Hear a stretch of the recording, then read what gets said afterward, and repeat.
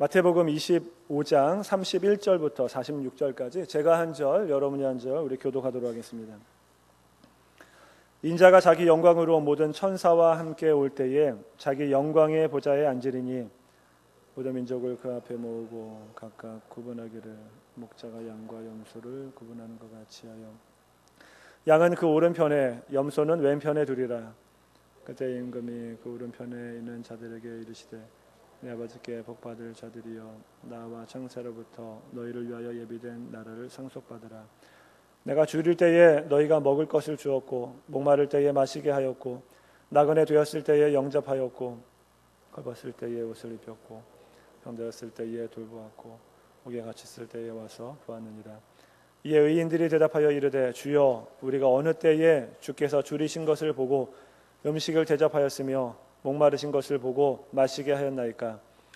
어느 때에 나그네 되신 것을 보고 영접하였으며 헐벗으신 것을 보고 옷 입혔나이까? 어느 때에 병드신 것이나 옥에 갇히신 것을 보고 가서 배웠나이까 하리니 임금이 대답하여 이르시되 내가 진실로 너에게 이르노니 너희가 여기 내 형제 중에 지극히 작은 자 하나에게 한 것이 곧 내게 한 것이니라 하시고 또 왼편에 있는 자들에게 이르시되 저주를 받은 자들아 나를 떠나 마귀와 그 사자들을 위하여 예비된 영원한 불에 들어가라. 내가 줄일 때에 너희가 먹을 것을 주지 아니하였고 목마를 때에 마시게 하지 아니하였고 나그네 되었을 때에 영접하지 아니하였고 헐벗었을 때에 옷 입히지 아니하였고 병들었을 때와 옥에 갇혔을 때에 돌보지 아니하였느니라 하시니 그들도 대답하여 이르되 주여 우리가 어느 때에 주께서 줄이신 것이나 목마르신 것이나 힘드신 것이나 헐벗으신 것이나 병드신 것이나 옥에 갇히신 것을 보고 공양하지 아니하더이까?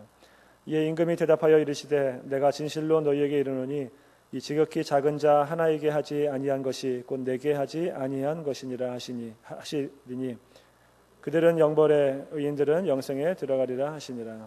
아멘. 오늘 말씀 가지고 지극히 작은 자 하나에게라는 제목으로 말씀을 증거하도록 하겠습니다. 여러분 우리가 믿음을 가지고 있는데 그 믿음에는 번지수가 중요합니다. 번지를 잘 찾는 게 중요합니다. 무슨 말이냐 하면 우리가 죽어서 하늘나라에 가게 될 터인데 예를 들어서 예수님 믿고 교회 다니는 사람들은 하늘나라 갔더니 다 지옥에 가 있고 무슬림들은 다 천국에 가 있는 거예요. 그러면 큰일 나는 거죠. 그렇죠? 예수님 믿고 교회 다니는 사람들은 다 지옥에 가 있는데 절에 다니는 불자들은 다 천국에 가 있습니다. 만약에 하늘나라에 가서 이런 일이 벌어진다고 한다면 큰일 나는 겁니다. 그렇죠? 제대로 된 길을 가야 합니다. 믿음의 번지수가 중요해요. 제가 청년 때 유행하던 이런 얘기가 있는데 아마 지어낸 얘기인 것 같아요. 뭐 들어보신 분도 있으시겠지만 나폴레옹이 전쟁을 하러 가는데 그 알프스 산을 넘는데 그렇죠? 이게 눈이 막 내리니까 혹독한 그 추위를 견디고 눈보라를 헤쳐서 봉우리까지 올라갔는데 나폴레옹이 그 봉우리에 서서 이 산이 아닌가 보다 그러면서 다시 내려갔다 그러잖아요. 그렇죠? 내려가서 또 다른 산을 열심히 올라갔습니다. 혹독한 추위와 싸워가지고 많은 사람들이 또 희생자들 생기고 어쨌든 올라갔어요. 그랬더니 하는 얘기가 아까 그 산인가 보다 이러면서 다시 내려갔다 그러잖아요. 여러분 믿음의 번지수가 중요합니다. 우리가 올라갔는데 이 산이 아니다 이러면 큰일 나는 거죠. 그렇죠? 산은 다시 내려가면 되지만 삶과 죽음은 그렇지 않습니다. 하나님의 나라는 그렇지 않아요. 우리는 예수 그리스도를 믿어야 천국에 간다라고 믿습니다. 그렇죠? 교회에 오신 이유가 그런 거잖아요. 여러분들 교회에 와서 예수님 믿어야 구원을 받는다라고 믿으니까 오신 거죠? 물론 다른 이유로 오신 분도 계십니다. 뭐 청년들은 뭐 여자친구 만나러 오셨을 수도 있고, 그렇죠? 뭐 점심밥 얻어먹으러 오셨을 수도 있고, 뭐 다른 이유가 있을 수도 있습니다. 그러나 대부분은 이곳에 구원이 있기 때문에 예수님을 믿어야 구원받는다라고 하는 것을 믿기 때문에 다른 데 안 가고 이곳에 온 것입니다. 그렇죠? 근데 만약에 여러분 여러분이 가지고 있는 그러한 믿음은 어디서 생겨났습니까? 사실은 무슬림의 그 꾸란에서도 나름대로 천국 갈 것에 대해서 얘기하고 있습니다. 그들을 믿어야 천국 간대요. 불경에서도 물론 천국은 아니지만 나름대로 뭐 해탈의 길을 가르쳐주고 있습니다. 나름대로 다 가르쳐주고 있어요. 만약에 우리가 예수님을 믿는다고 해서 예수님을 믿으면 구원받는다라고 믿고 있었는데 천국에 갔더니 우리는 다 지옥 가 있고 그들이 천국에 가 있다라고 한다면 이거 큰일 나는 겁니다. 그렇죠? 그런 일이 있어서는 안 되죠. 우리는 예수 그리스도를 믿어야 구원받는다라고 굳건히 믿고 있습니다. 그렇죠? 여러분 그 믿음을 가지고 오신 거죠? 아무 생각 없이 오셨습니까? 예. 그 믿음이 있으니까 온 거죠. 다른 데 안 가시고. 그렇죠? 그러면 예수님 믿어야 천국 간다라고 하는 그 믿음 어디서 근거한 겁니까? 여러분 어떻게 그렇게 확신할 수 있습니까? 정말 예수님 믿어야 구원받습니까? 예수님만이 참다운 진리의 길입니까? 그 근거가 어디에 있습니까? 성경에 있죠. 성경. 이 성경의 말씀이 하나님의 말씀이기 때문에 이 말씀에 쓰여있는 대로 믿는 겁니다. 믿으십니까? 다른 책은 하나님의 책이 아니에요. 다른 책은 하나님의 책이 아닙니다. 꾸란은 하나님의 책이 아닙니다. 예전에 그 이슬람권에서 선교하시던 그 선교사님이 오셔서 꾸란에 대해서 한번 설명을 해주신 적이 있는데 꾸란 자체에는 이게 하나님의 말씀이다 이런 구절이 없대요. 자체적으로 하나님의 말씀을 증거하지 못합니다. 이건 그냥 마호메트의 책이에요. 사람의 책입니다. 불교 경전은 당연히 하나님의 책이 아닙니다. 그렇죠? 부처를 믿어야 구원받는다 이게 불교가 아니죠. 제가 얼마 전에 불교 신자와 한번 얘기를 한 적이 있었는데 그게 아니래요. 부처를 믿어야 구원받는 것이 아니라 부처가 해탈의 길을 가르쳐주는 책이래요. 그 길을 그냥 알려주는 책이라고 그러더라고요. 하나님의 책이 아니에요. 그냥 인간의 책입니다. 유대교에서는 우리처럼 똑같이 구약 성경을 믿고 있습니다. 그렇죠? 신약은 없지만 구약을 믿고 있어요. 구약은 하나님의 말씀입니까? 예? 하나님의 말씀이죠. 그렇죠? 그러면 유대인들도 유대교도 하나님의 말씀을 믿고 있으니까 그들에게도 구원이 있나요? 하나님의 말씀인데? 여러분 만약에 여러분들이 병에 걸려가지고 병원에 가면은 의사들이 약을 처방해 줍니다. 그렇죠? 근데 대개 처방해 줄 때 하나는 안 해줘요. 그렇죠? 한 대개 2개, 3개 막 이렇게 여러 개 하죠. 근데 예를 들어서 어떤 병에 걸려서 병원에 갔는데 의사가 A라는 약하고 B라는 약하고 같이 먹어야 됩니다. 그래야 이 병이 낫습니다. 그런다고 한다면 그 약을 둘 다 먹어야 됩니다. 그래야 효과가 있는 거예요. 그렇죠? 근데 만약에 A라는 약만 먹었어요. 효과가 나타날까요? 나타나지 않습니다. 그 병을 나을 수가 없어요. 그렇죠? 둘 다 먹어야 됩니다. 구약 성경이 하나님의 말씀인 것은 맞아요. 그런데 신약까지가 하나님의 말씀이에요. 다 있어야 구원받을 수 있는 그런 말씀이 되는 것입니다. 꾸란에도 구약 성경과 중복되는 부분이 있습니다. 그러면 꾸란도 하나님의 말씀인가? 거기 포함되어 있는 건가? 그렇지 않아요. 이슬람 선교사님 얘기를 들어보니까 꾸란을 마호메트가 쓸 때 이게 성경이 같이 포함된 것이 아니라 마호메트가 성경 이야기들을 그 근처니까 주워 들었대요. 주워 들어서 들은 풍월로 쓴 거래요. 그러니까 꾸란을 보면은 사실은 구약 성경과 비슷한 부분도 있지만 다른 부분이 훨씬 많습니다. 정신없이 쓴 거죠. 자기도 잘 모르게 그냥 막 쓴 거예요. 꾸란은 하나님의 말씀이 아닙니다. 사람의 말이에요. 우리가 믿는 신구약 성경만이 하나님의 말씀입니다. 그렇기 때문에 권위가 있는 것이고 그래서 이 책에 기록되어 있는 대로 믿는 거예요. 그렇죠? 그러면 이 책이 하나님의 말씀인 걸 어떻게 알죠? 예? 이 책이 하나님의 말씀인 걸 어떻게 알아요? 예? 성경 말씀이 하나님의 말씀이라고 하는 내적 증거와 외적 증거가 있습니다.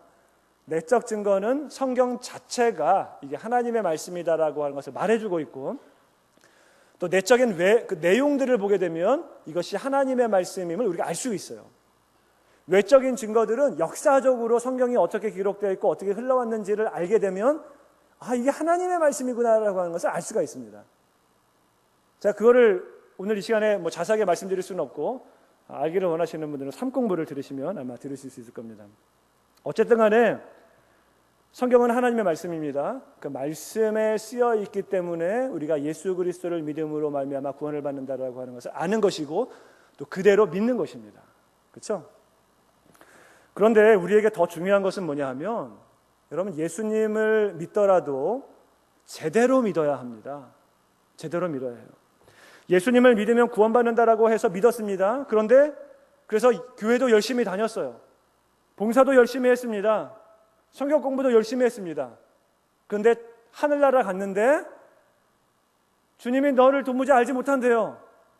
천국에 들어갈 수 없다라고 합니다. 눈을 딱 떴는데 천국이 아니라 지옥이에요. 만약에 그렇다면 이것만큼 난감한 일이 없습니다. 그렇죠? 근데 그런 일이 실제로 벌어질 수 있어요. 오늘 본문이 그걸 얘기하고 있습니다.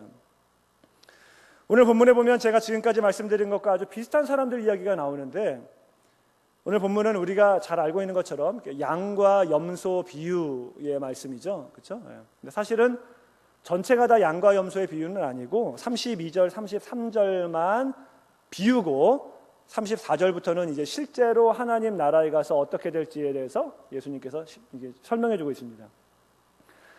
양과 염소의 비유를 들은 이유는 팔레스타인 지역에 가면 양을 키울 때 양만 키우는 게 아니라 염소도 함께 키운다고 합니다. 그렇게 하는 이유는 양은 조금 순하지만, 그렇죠, 좋게 말해서 순한 것이고 나쁘게 말해서 좀 멍청하고 게으르고 성격도 안 좋고 뭐 그래요. 그래서 염소를 같이 키우면 염소는 이게 들이받는 성격이 있습니다. 그래서 이 들이받는 것 때문에 양이 좀 더 건강해지고 금방 죽지 않고 잘 살 수 있대요. 양을 잘 살게 하기 위해서 염소가 필요한 겁니다. 여러분 혹시 주변에서 여러분 자꾸 이렇게 들이받는 분 계시지 않으세요? 염소 같은 분? 힘드시죠? 근데 사실은 여러분 살라고 하나님께서 염소 같은 사람을 이렇게 주신 거예요. 좀 들이박아서 여러분 살라고 하려고. 그러니까 감사한 일이죠, 그렇죠? 양과 염소를 이 떼를 좀 멀리서 보게 되면요, 구분하기가 굉장히 쉽지 않습니다. 물론 한 마리 한 마리 이렇게 보면은 이게 양인지 염소인지 구분할 수 있지만 떼로 지어 있는 걸 보게 되면은 구분하기가 쉽지 않아요. 제가 2002년도에 그 이스라엘과 시리아, 요르단, 뭐 이집트 이렇게 성지 여행을 갔었는데 그때 이렇게 초원에 양떼들이 있는 것을 봤습니다. 거기에는 염소들도 섞여 있었는데 진짜로 구분하기가 쉽지 않았습니다. 양과 염소를 구분하기가 쉽지 않아요. 저희를 가이드해줬던 목사님이 양과 염소를 구분할 수 있는 방법을 알려주시더라고요. 구분할 수 있는 방법이 뭔지 아십니까? 뭐냐면 꼬리를 보면 알 수 있대요. 양 꼬리는 이렇게 동그래가지고 몸에 딱 달라붙어 있는데 염소 꼬리는 이렇게 길어가지고 높이 쳐들어 있다고 합니다. 그래서 꼬리만 보면 알 수 있대요. 머리를 보면 모릅니다. 잘 몰라요. 몸집을 봐서 잘 몰라요. 근데 꼬리만 보면 알 수 있어요. 그 얘기를 듣고 이렇게 보니까 정말 그런 것 같더라고요. 그런데도 사실은 구분하기가 쉽지 않습니다. 사람도 마찬가지예요. 이 사람이 양인지, 이 사람이 염소인지, 이 사람이 구원받은 백성인지, 이 사람이 구원받지 못한 백성인지 사실 구분하기가 쉽지 않습니다. 쉽지 않아요. 그러나 끝을 보면 알아요. 끝을 보면. 그러니까 끝까지 갈 때까지 잘 모릅니다. 구분하기가 쉽지 않아요. 목자는 양과 염소를 이렇게 함께 키우다가 저녁이 되면 이제 따로 구분해서 재운다고 합니다. 그 목자가 양과 염소를 따로 구분하듯이 마지막 때에 우리가 하늘나라에 가면 예수님께서 우리를 양과 염소 구분하듯이 이렇게 구분한다. 이것이 오늘 본문에 있는 얘기입니다. 근데 오늘 본문에서 왼쪽에 있었던 사람들은요, 사실은 이게 불신자가 아니었습니다. 주여 주여 하는 사람들이었어요. 예수님 전혀 믿지 않던 사람이 아니라 믿는다고는 하고 교회는 다닌다고 다녔던 사람들입니다. 그런데 사실은 자기가 구원받는다라고 착각을 하고 있었던 사람입니다. 그러니까 여러분, 교회 다닌다라고 해서 다 구원받는 거 아닙니다. 예수님 믿는다라고 해서 다 구원받는 거, 물론 예수님 믿으면 구원받지만 구원받는다라고 고백만 다 한다고 해서 이게 구원받을 믿음이 아니에요. 그래서 우리가 잘 알고 있는 마태복음 7장 21절부터 23절까지를 보면 이렇게 말합니다. 제가 한 절, 여러분이 한 절, 마지막 절 한번 같이 읽겠습니다. 7장 21절부터 읽습니다. 나더러 주여 주여 하는 자마다 저 천국에 들어갈 것이 아니요 다만 하늘에 계신 내 아버지의 뜻대로 행하는 자라야 들어가리라. 그날에 많은 사람이 나더러 이르되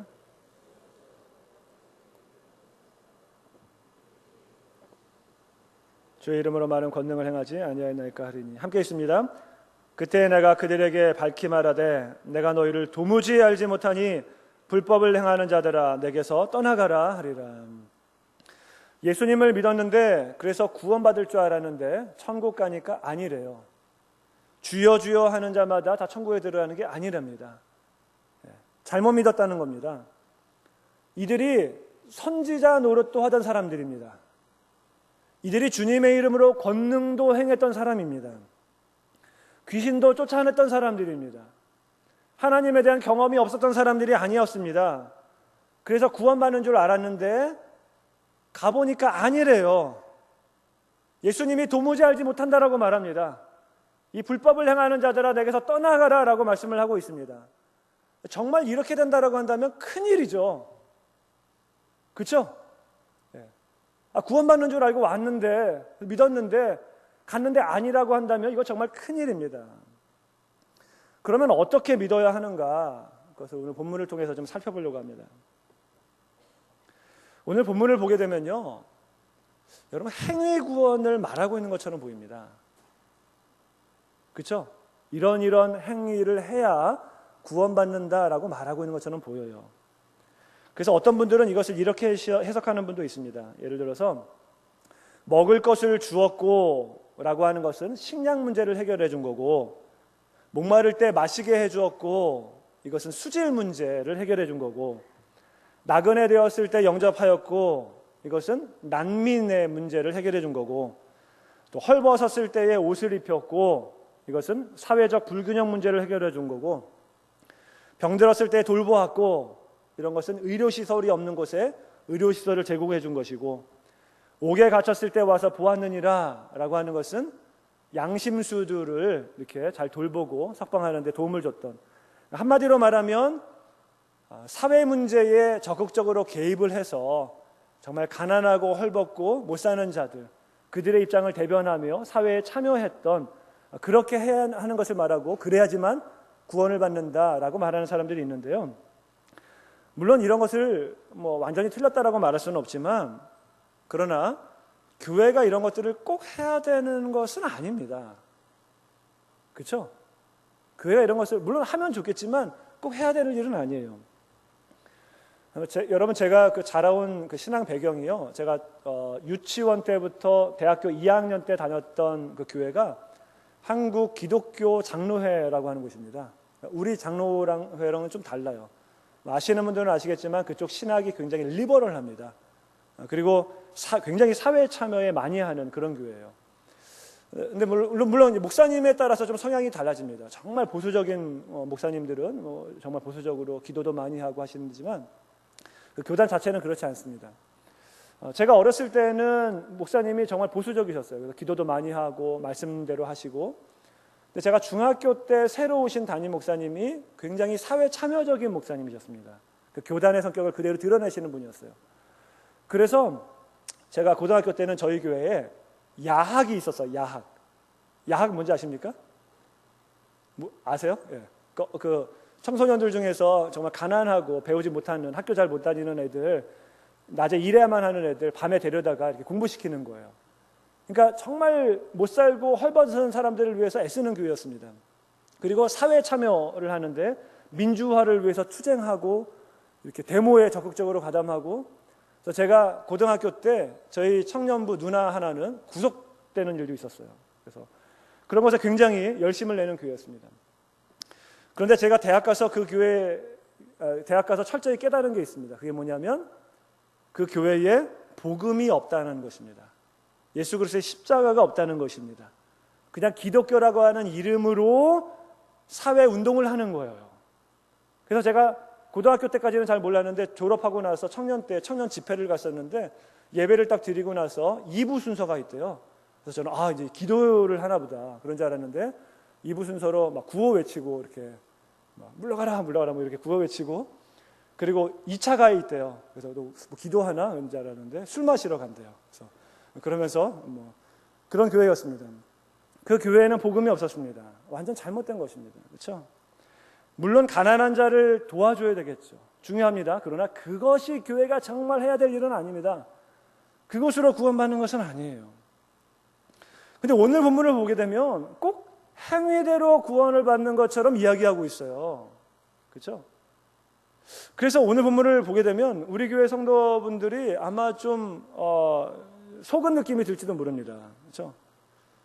하늘나라 갔는데 마라나타 비전교회에서 왔다 그러니까 너희들은 왼쪽이야. 오른쪽이 아니라 왼쪽이야. 아니 하나님, 우리가 왜 왼쪽입니까? 너희들이 이런 일들 하지 않았잖아. 아, 그런 거였어요? 우리 그렇게 안 배웠는데요? 우리는 믿으면 구원받는다라고 해서 믿고만 있었는데요? 어쩐지 이름이 이상하더라. 마라나타, 뭘 자꾸 타라고, 이상한 교회였던 거 맞죠? 예. 행위로 구원받는 거 맞죠? 예수님으로 믿음으로 구원받는 게 아니라. 속았네요, 속았어. 진작 알았어야 되는데. 아마 이렇게 반응하는 사람도 있을지 모르겠습니다. 그렇죠? 근데 여러분, 만약에 행위로 구원받는다라고 하면 그 기준이 어디에 있습니까? 그 기준. 예? 얼마만큼 도와줘야 하나요? 줄이고 목마른 사람을 도와줘야 하는데 정말 줄이고 목마른 사람 있죠. 자기도 못 먹어서 이제 정말 굶주린 사람들 있잖아요. 이런 사람들은 다른 사람들을 도와줄 처지가 못 됩니다.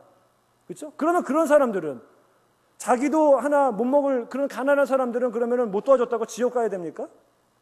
기준이 어디에 있어요?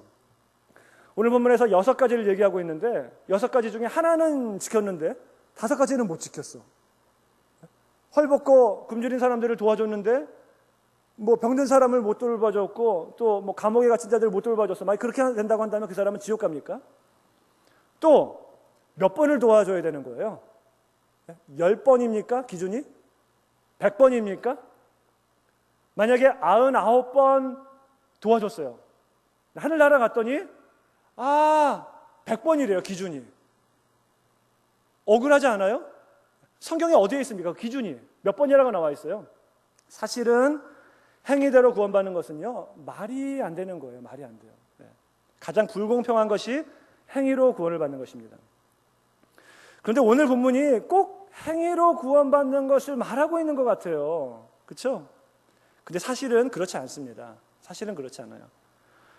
이 안에는 이미 예수님을 믿음으로 말미암아 구원받는 것을 전제로 하여서 말하고 있습니다.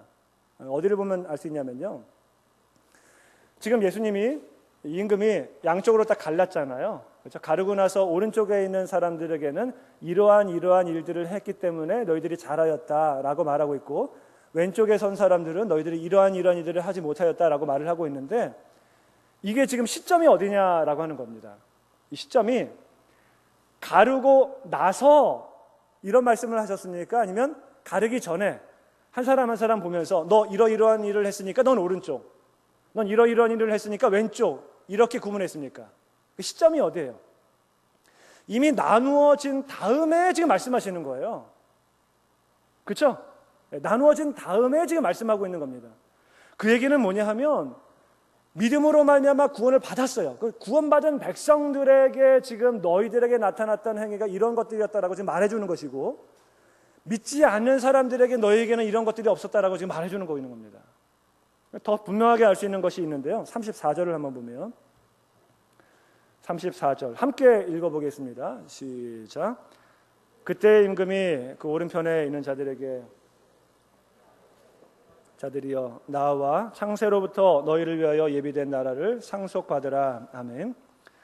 여기서 복받을 자들이여 라고 하는 말은요, 번역이 잘못됐습니다. 번역이 잘못됐어요. 이게 어떻게 번역되어야 되냐면 복받은 자들이여 이렇게 번역되어야 됩니다. 헬라어로 유로게메노이라고 하는데, 이 헬라어로 이 시제를 보면요, 이게 어떻게 되냐면 완료 수동태 분사예요. 완료. 미래형이 아닙니다. 완료예요, 완료. 이미 복받은 자들이여 이렇게 말해야 맞는 것입니다. 희한하게 41절을 보게 되면요, 41절에도 저주받은 자들이여 이렇게 말하죠. 저주받은 자들아. 여기는 완료형으로 말하고 있죠. 헬라어로 보면 똑같습니다. 그러니까 완료 수동태 분사예요, 똑같이. 근데 희한하게 41절에서는 완료형으로 번역을 했고 34절에서는 미래형으로 번역을 했어요. 잘못된 겁니다. 복 받을 자들이여가 아니라 복 받은 자들이에요. 완료형이에요. 그렇죠? 그러면 복이 무엇입니까? 복이 뭐예요? 성경이 말하는 복이 무엇입니까? 부자가 되고 건강하게 되고 승승장구하고 사업이 대박나고 뭐 이런 게 복이 아니에요. 성경에서 말하는 복이 그런 것이 아닙니다. 많은 곳을 찾을 수 있지만 시편 65편 4절을 보면 이렇게 말합니다. 같이 한번 읽어볼까요? 시작. 주께서 택하시고 가까이 오게 하사 주의 뜰에 살게 하신 사람은 복이 있나이다. 거기까지. 주님이 택하신 사람이 복이에요. 복 있는 자입니다. 가까이 오게 하여 주의 뜰에 살게 하신, 그러니까 주님과 동행하며 교제를 나누는 사람, 즉 예수님을 믿은 사람이 바로 복 있는 사람이에요. 믿으면 복을 받는 것이 아니라 그것 자체가 복입니다. 성경 많은 곳에서 나오고 있어요. 팔복에서도 심령이 가난한 자가 복되다 그랬죠. 심령이 가난하면 복을 받는 것이 아니라 그가 복 받는 거예요. 왜냐? 하나님을 만났기 때문에, 예수님을 믿었기 때문에 복 받은 자들입니다. 그러니까 오늘 본문에서 복 받은 자들이라고 말하는 것은 이미 그들이 예수님을 믿었고 이 땅에서 살면서부터 하나님과 교제를 나누었던 복을 누렸던 사람들인 것을 알 수 있습니다. 왼편에 있었던 저주받은 자들은 예수님을 믿지 않았고 주님과 교제를 나누지 않았던 사람이에요. 물론 믿는다라고 고백은 했을 수 있지만 실질적으로 믿음이 없었던 사람들입니다. 무늬만 그리스도인이었던 사람입니다. 하나님과 전혀 관계가 없었던 사람입니다. 그래서 오른쪽과 왼쪽으로 갈린 것입니다. 여러분, 구원은 예수 그리스도를 믿음으로 말미암아 받는 것입니다. 믿으십니까? 믿음으로 받는 거예요. 공로가 필요 없습니다. 행위로 받는 것이 아닙니다. 믿음으로 구원을 받는 것입니다. 근데 어떤 분들은요, 믿음으로도 아니고 행위로도 아니고 더 쉬운 방법을 택하는 사람도 있어요. 제가 한국에 있었을 때 있었던 교회에서 어떤 권사님이 맹장염에 걸리셔서 수술을 받게 되셨어요. 그래서 입원을 하셨는데 며칠 동안 가서 이제 신방을 했습니다. 그때 그 권사님의 아들이 있었는데 그 아들이 예수님을 믿지 않았어요. 그래서 제가 가서 이제 복음을 전하고 예수님 믿게 했는데 끝까지 믿지는 않았습니다. 근데 이 아들이 깜짝 놀랄 만한 얘기를 하는 거예요. 그게 뭐냐면, 목사님, 저는 천국 갈 수 있어요. 그래서 깜짝 놀랐습니다. 아니, 네가 예수님도 믿지 않는데 어떻게 천국 가? 그랬더니 그 아이가 하는 얘기가, 그 청년이 하는 얘기가, 천국 가면 누구나 심판대 앞에 서잖아요. 심판대 앞에서 하나님이 너 천국 갈 수 있느냐? 그럴 때 저는 천국 갈 수 있다라고 대답을 할 거예요. 왜 네가 천국 갈 자격이 있느냐? 이렇게 물어보시면, 하나님, 저희 어머니가 권사님입니다. 그래서 어머니 따라 갈 수 있습니다. 이렇게 말할 거라고 그러더라고요. 여러분, 이 사람은 믿음으로도 아니고 행위로도 아니고 인맥으로 구원을 받으려고 하는 거죠. 빽 가지고 천국 가려고 하는. 여러분, 이게 아니에요. 그렇죠? 천국은 자기 자신의 믿음으로 가는 겁니다. 엊그저께 금요기도회 때 열처녀 비유 말씀드렸는데, 슬기로운 처녀에게 미련한 처녀들이 기름을 빌려달라고 하잖아요. 근데 안 빌려주죠. 너무 야박하다 생각될지 모르겠지만 사실은 믿음은 그런 거예요. 빌려줄 수 있는 게 아닙니다. 골프장에 갔는데 골프채는 빌려줄 수 있어요. 그렇죠? 근데 골프 실력까지는 빌려주지 못합니다. 시험을 보는데 시험 정보는 줄 수 있어요. 시험 보는 실력까지 줄 수는 없습니다. 하나님 나라도 마찬가지예요. 다른 사람의 신앙으로 절대로 천국 못 갑니다. 마라나타 비전교회 이렇게 좋은 교회 왔으니까 나는 그냥 여기 있기만 하면 그냥 묻어가겠지. 천만의 말씀. 그렇지 않아요. 우리 아내가 믿음이 좋으니까 나는 그냥 묻어서 가겠지. 우리 아내가 나를 위해서 기도를 많이 하니까 내가 그냥 천국에 가겠지. 천만의 말씀. 그런 게 아닙니다. 누구나가 다 하나님 앞에서 독대하게 되어 있습니다. 자신의 믿음으로 가는 거예요. 자신이 믿으면 가는 것이고 믿지 못하면 못 가는 것입니다. 그러니까 여러분, 신앙생활을 정말 똑바로 해야 합니다. 똑바로 해야 돼요. 믿음 정말 믿어야 됩니다. 오늘 본문은 이런 일을 해야 구원을 받는다라고 말해주는 내용이 아니라 예수님을 믿는 사람들에게 이러이러한 행동들이 나타난다라고 하는 것을 지금 설명해 주고 있는 겁니다. 단순히 믿는다라고 하는데 그게 신앙적인 고백만이냐 아니면 진짜 믿은 거냐. 진짜 믿은 사람에게는 이런 것이 나타난다라고 지금 말해주고 있는 거예요. 진짜 예수님을 믿은 사람은 그 성령의 임재로 말미암아 그의 삶이 완전히 바뀌게 되어 있습니다. 행함이 없는 믿음은 죽은 믿음이라고 한 것처럼 행함이 나타나게 되어 있어요. 열매로 알리라라고 말씀하셨던 것처럼 그 믿음은 열매로 알게 됩니다. 그런 것이 나타나는 믿음이 참다운 믿음이에요. 그 참다운 믿음을 가지라라고 지금 예수님께서 이렇게 말씀을 하고 있는 것입니다.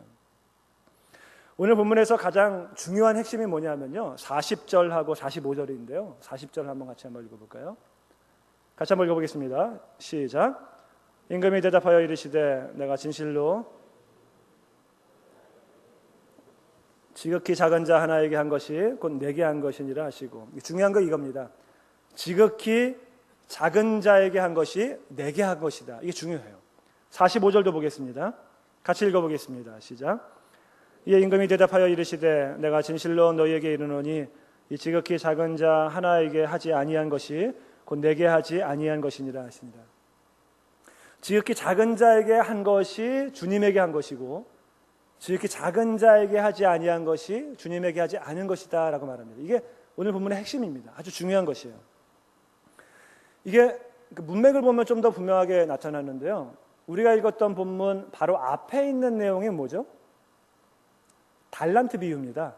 여러분이 잘 아시는 5달란트, 2달란트, 1달란트 줬던, 그렇죠? 그 달란트 비유 잘 아시죠? 근데 그 달란트 비유의 핵심이 뭡니까? 핵심이 뭐냐 하면 주인이 이렇게 얘기를 합니다. 2달란트, 5달란트 준 사람에게 잘하였도다 착하고 충성된 종아, 네가 적은 일에 충성하였으니 많은 것으로 맡기겠다. 네가 주인의 즐거움에 참여할지어다. 적은 것이에요. 이게 지금 두 가지 이야기가 같이 배열됨으로 인해서 적은 것, 지극히 작은 것에 지금 초점이 맞춰져 있습니다. 아시겠어요? 네. 제가 지난주 금요일 날 열처녀 비유 말씀드리면서 그 악한 종의 비유와 열처녀 비유가 같이 평행되게 있었다고 말씀드렸잖아요. 그렇죠? 그래서 악한 종의 비유는 더디 올 것으로 생각해서 준비를 못한 것이고, 열처녀 비유는 곧 올 것이라고 해서 준비를 못한 것이다. 말씀을 드렸었죠? 마찬가지예요. 달란트 비유와 양과 염소의 비유가 같이 평행됨으로 말미암아 같이 전해주고 있는 것이 있는데, 그게 뭐냐면 지극히 작은 자라고 하는 거예요. 지극히 작은 자에게 충성된 자, 지극히 작은 자에게 한 것이 바로 나에게 한 것이다 라고 말을 하고 있습니다. 어떤 사람들이 말하고 있는 것처럼 이 본문이 만약에 그냥 선한 일을 행한 것에 대해서 칭찬한 것으로 본다고 한다면 사실은 이렇게 기록되어서는 안 됩니다. 그냥 네가 줄인 사람들을 도와주었지? 잘했어. 네가 헐벗은 사람들 도와줬지? 잘했어. 네가 옥에 갇혔던 사람들을 도와줬지? 그래, 잘했어.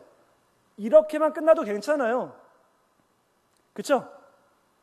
무슨 얘기인지 아시겠습니까? 예, 선한 일을 행하는 것을 그냥 목적으로 한다면.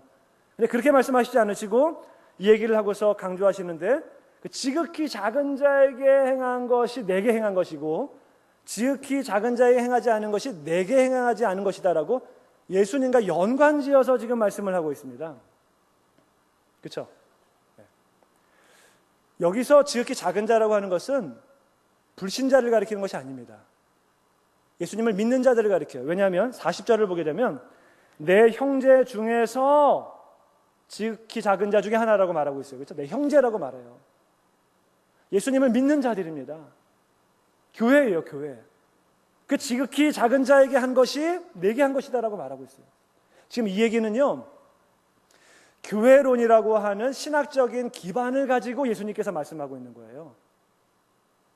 교회는 하나입니다. 교회의 머리가 그리스도예요. 교회는 그의 몸입니다. 그렇기 때문에 지극히 작은 자 하나, 내 형제 중에 지극히 작은 자 하나에게 한 것이 바로 주님에게 하게 해야 되는 것이에요. 아시겠습니까? 그냥 예수님이 그냥 자기 작은 자에게 한 거 그냥 나한테 한 것으로 인정해 줄게 뭐 이런 것이 아니라 교회이기 때문에 그렇습니다. 한 몸이기 때문에 그래요. 주님의 몸이기 때문에 그래요. 쉽게 설명하면 이런 겁니다. 여러분 그 류현진이라고 하는 투수 아시죠? LA 다저스에 요즘에는 뭐 부상으로 잘 못 나오고 있지만 굉장히 잘 던집니다. 그렇죠? 투수죠. 공을 던질 때 여러분들 대개 세 손가락으로 던집니다. 네. 자매님들은 잘 모르셨죠? 이렇게 던지는 게 아니라 대개 세 손가락, 때로는 네 손가락도 하기도 하고 세 손가락으로 던집니다. 던지는데 너무 잘 던져요. 그 잘 던지는 걸 보고서 야, 류현진의 세 손가락 진짜 잘 던진다. 그래서 류현진의 세 손가락에 막 찬양하고 야, 류현진 세 손가락 막 정말 잘한다 이렇게 말합니까? 그렇게 말해요? 왜 아무 대답도 없으세요? 예, 뭐 그런 것처럼. 예. 그게 아니잖아요. 그렇죠? 세 손가락이 던지지만 류현진이 잘한다 이렇게 말하는 거예요. 이게 지체입니다. 이게 한 몸이에요. 그렇죠? 세 손가락으로 던지지만 사실은 온몸이 다 사용이 됩니다. 그렇죠? 와인더비라고 이렇게 들었다가 또 다리도 들었다가 또 뒤로 꺾었다가 온몸을 던져서 이렇게 던지죠? 아닙니까? 예, 그렇게 던지잖아요. 그렇죠? 온몸 꽁꽁 묶어놓고 세 손가락 막 이렇게 던지는 거 아니에요. 그렇죠? 온몸이 다 필요합니다. 세 손가락이 던지기 위해서, 세 손가락으로 던지기 위해서 온몸이 필요한 것처럼 예수 그리스도의 몸이 그와 같다라고 하는 거예요. 한 몸이에요. 한 몸. 그러니까 지극히 작은 자 하나에게 한 것이 한 몸이기 때문에 예수님에게 하게 되는 것입니다. 그래서 예수님은 예수 믿는 자에게 한 것을 나에게 한 것으로 여겼던 적이 성경에 보면 여러 번 나와요. 여러 번 나옵니다. 몇 군데만 보게 되면, 예를 들면 여러분 가데스 바네아에서 여러분이 잘 아시는 대로 12명의 정탐꾼을 가나안 땅에 보냈다가 다시 돌아오게 되잖아요. 그때 10명의 정탐꾼의 보고를 받고 이스라엘 백성들이 두려워 떨게 됩니다. 그러면서 원망하죠. 그때 원망할 때 누구를 원망했습니까? 민수기 14장 2절을 보게 되면 이스라엘 자손이 다 모세와 아론을 원망하며, 이스라엘 자손들은요, 민수기 14장 한번 보세요. 하나님을 원망한 적이 없어요. 그들이 원망한 것은 모세와 아론이었습니다. 물론 광야 시대에, 광야에서 뭐 다른 곳에서 하나님을 원망했던 적이 있었지만 가데스 바네아에서 사건에서만큼은 하나님을 원망했던 적이 없습니다. 성경에 그렇게 기록되어 있지 않아요. 모세와 아론을 원망했다고 합니다. 그런데 14장 27절에 보면 하나님이 이렇게 말씀하십니다. 나를 원망하는 이 악한 회중에게 내가 어느 때까지 참으랴. 이스라엘 자손이 나를 향하여 원망하는 바, 그 원망하는 말을 내가 들었노라. 이스라엘 백성들은 하나님을 원망한 적이 없어요. 모세와 아론만 원망했습니다. 그런데 하나님은 어떻게 반응하세요? 나에게 원망한 것으로 반응하고 있습니다. 왜요? 그들이 한 몸이기 때문에 그래요. 모세와 아론, 하나님의 세우신 자들이기 때문에 그렇습니다. 그들을 원망한 거, 나에게 원망한 것으로 받아들이는 거예요. 하나 더 보면은 사도 바울이 다메섹 도상에서 예수님을 만나게 되죠. 회심하게 됩니다. 그렇죠? 근데 예수님께서 이렇게 말씀하십니다. 사도행전 9장 4절을 보면 땅에 엎드러져 들음에 소리가 있어 이르시되 사울아 사울아, 바울의 옛 이름이죠. 내가 어찌하여 나를 박해하느냐 하시거늘.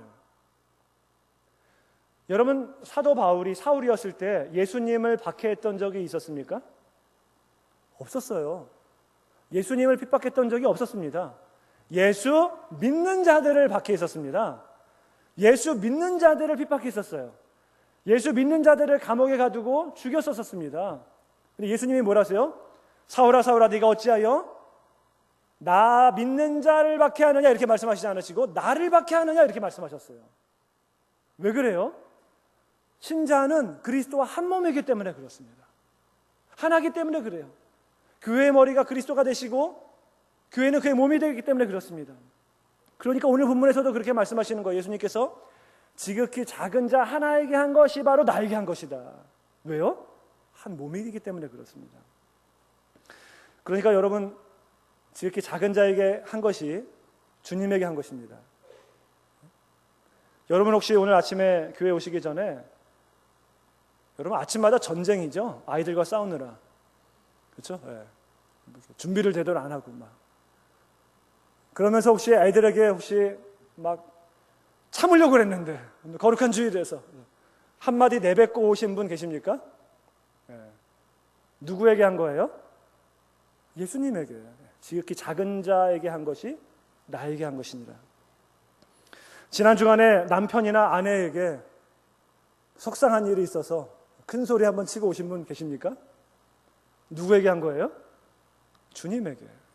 지극히 작은 자에게 한 것이 나에게 한 것이니라 라고 말씀을 하고 있습니다.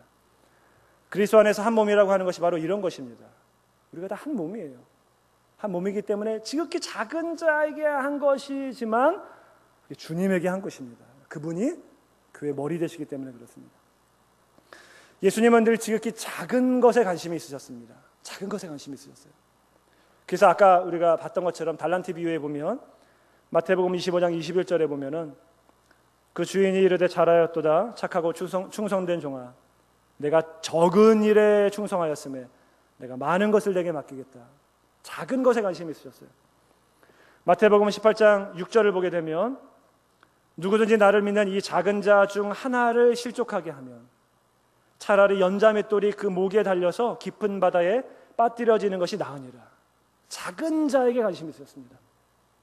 99마리의 양보다 한 마리의 양을 찾으러 가셨던 분이 바로 주님이십니다.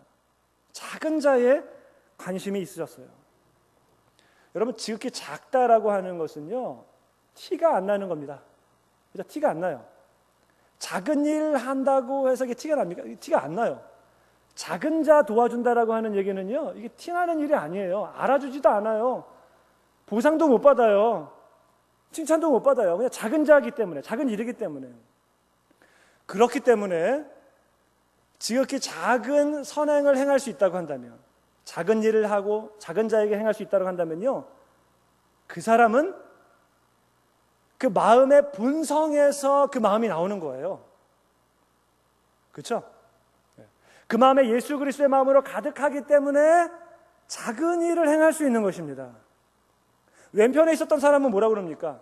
우리가 언제 안 했습니까? 주님인 줄 알았으면 했죠. 우리 한 것 같은데요? 자기를 내세웁니다. 알아주니까 행하는 거예요. 작은 일을 행하지 않는 겁니다. 왜? 안 알아주니까.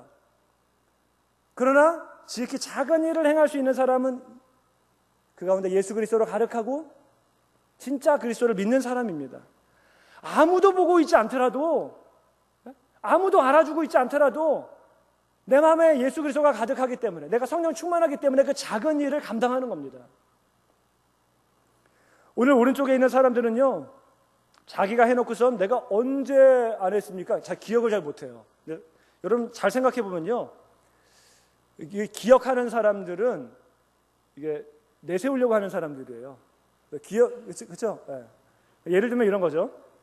우리 교회 사람들은, 우리 교회 얘기는 아니고 저 다른 교회 어떤 이제 분들을 보면은, 목사님 제가요 작년에 교회 건축할 때 얼마를 헌금했고요, 우리 교회 무슨 일이 있을 때 제가 이러이러한 봉사를 했었고요, 지난번에는 이런 행사를 했는데 아무도 없어가지고 저 혼자 이거 다 봉사했고요. 다 세는 분이 계세요. 다 기억해. 어떻게 그렇게 다 기억을 하는지. 10년 전에 있었던 것까지 다 기억을 해요. 근데 어떤 분들은 정말로 헌금을 많이 함에도 불구하고, 정말 봉사를 많이 하고 선한 일을 많이 하고 하는데도 불구하고 기억을 못 하세요. 머리가 나빠서 연세가 드셔서 뭐 그런 건 아니고 원래 그런 겁니다. 본성에서 늘 하던 분이기 때문에, 자연적으로 나오기 때문에 기억을 못 하는 거예요.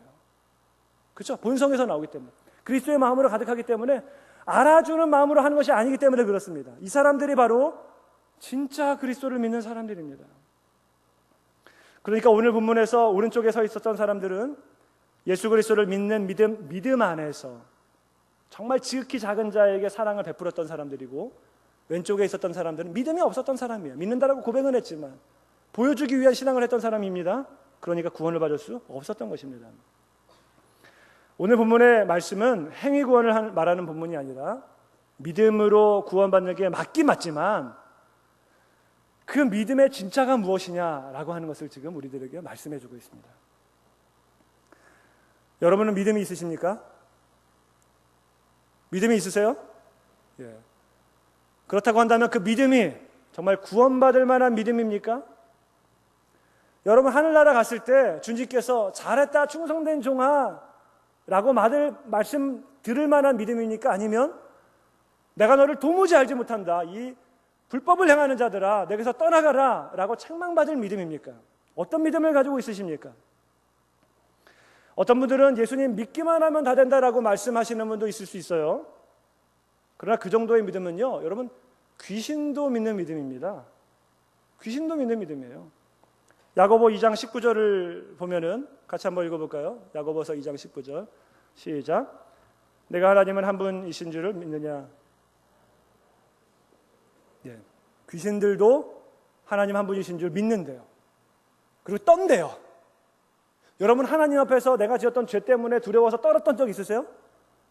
뭐 있으신 분도 계시겠지만 없으신 분도 계시는데 귀신은 떨어요. 하나님 앞에서. 대단한 믿음이죠. 마가복음 5장 7절을 보면 이렇게 말합니다. 큰 소리로 부르짖어 이르되 지극히 높으신 하나님의 아들 예수여. 귀신이 한 얘기예요. 예수님이 누군지 알았어요. 하나님만 믿은 것이 아니라 예수님이 지극히 높으신 하나님의 아들이구나라고 하는 것을 알았어요. 예수님을 믿었던 사람입니다. 예수님 믿었던 사람이에요. 사람이 아니죠. 귀신이에요. 누가복음 8장 31절을 보게 되면 무저갱으로 들어가라 하지 마시기를 간구하더니, 이 귀신이 한 얘기입니다. 귀신은요, 지옥도 믿었어요. 오늘날 그리스도인들 가운데 지옥을 안 믿는 사람들이 많거든요. 귀신은 믿었어요. 천국과 지옥이 있다라고 하는 거 믿었어요. 여러분, 이 귀신이 성경 공부 안 했을까요? 성경 공부 열심히 했습니다. 예수님 유혹할 때 말씀으로 막 이렇게 유혹했잖아요. 그렇죠? 시험했잖아요. 성경 공부 열심히 했어요. 하나님도 믿었습니다. 예수님도 믿었어요. 천국과 지옥도 믿었습니다. 성경 공부도 열심히 했습니다. 그런데 그 정도 가지고 안 된다는 거예요. 그게 아니라는 거예요. 귀신도 그 정도 믿는다라고 하는 겁니다. 근데 오늘날 신자들을 보면 그 정도 믿음도 안 되는 사람이 있어요. 그렇죠? 귀신보다도 못한 사람들이 있어요.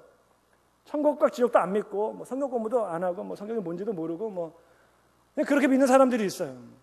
그저 입으로만 믿는다라고 고백하는 사람들입니다.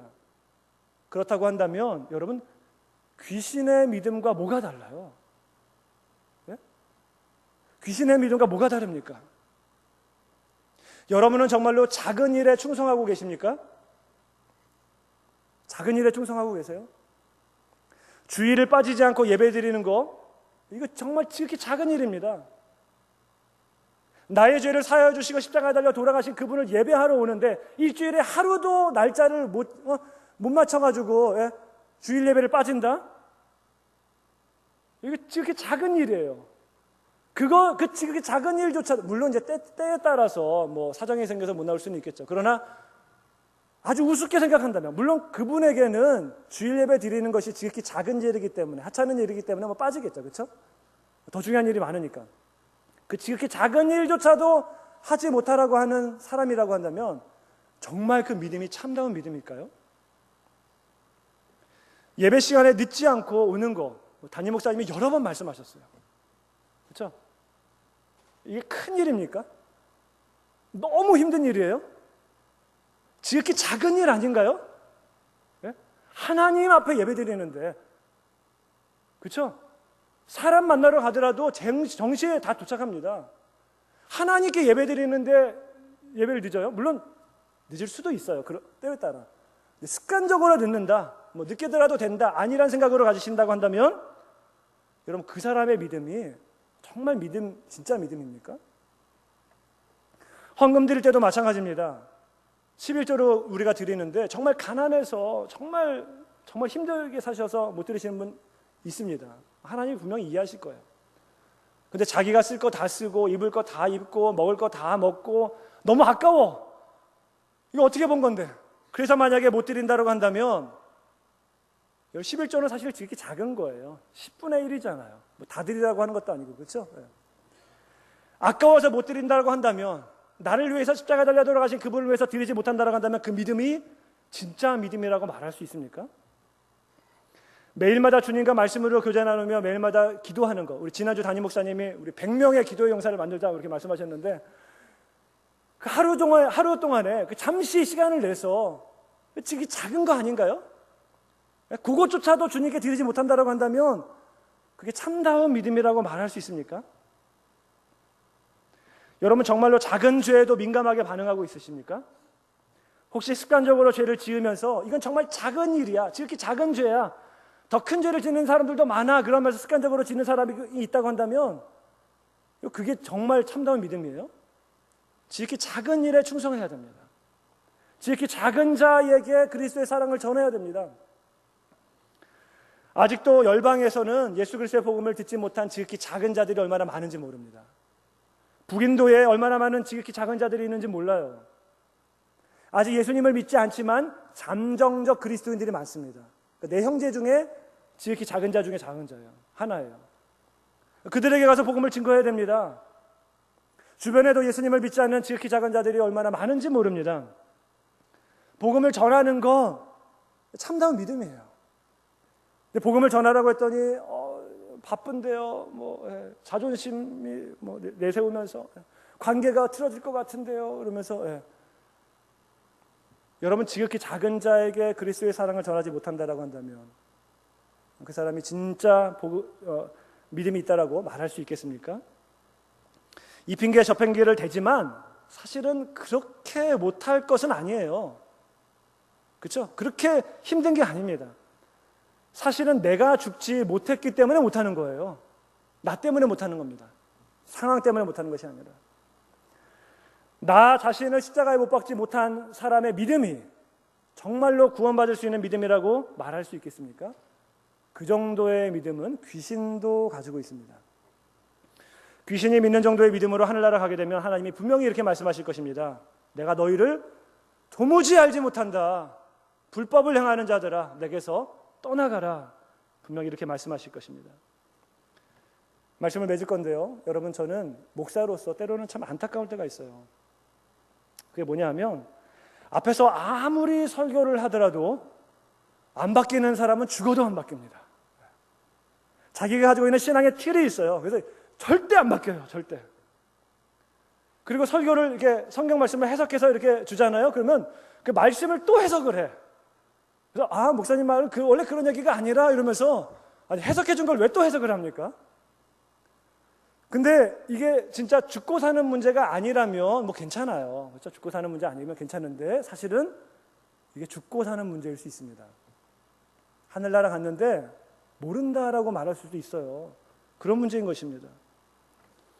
여러분 우리가 하늘나라 가면은 오늘 본문에 나와 있는 것처럼 하나님의 심판대 앞에 서게 될 것입니다.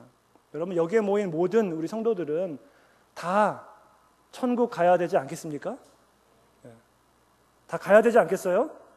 지옥 가고 싶으신 분 계십니까? 다 천국에 가야 하는데 그러기 위해서 어떻게 해야 합니까? 먼저 죄를 회개하시고 예수 그리스도를 나의 구주로 영접해야 합니다. 예수님을 믿어야만 구원받는 것입니다. 그러나 그 믿음은 단순히 입술의 고백으로만의 믿음으로 그쳐서는 안 됩니다. 진짜 믿는다고 한다면 그 믿음이 우리의 삶 가운데 드러나야 합니다. 예수 그리스도의 사랑이 흘러 넘쳐야 합니다. 지극히 작은 일에 충성해야 합니다. 지극히 작은 자에게 그리스도의 사랑을 증거해야 합니다. 여러분 오늘 이 말씀 기억하시고 진짜 예수님을 믿음으로 말미암아 우리 마라나타 비전교회 모든 성도들은 저 천국에서 다 만나실 수 있는 저와 여러분 되시길 간절히 축원합니다.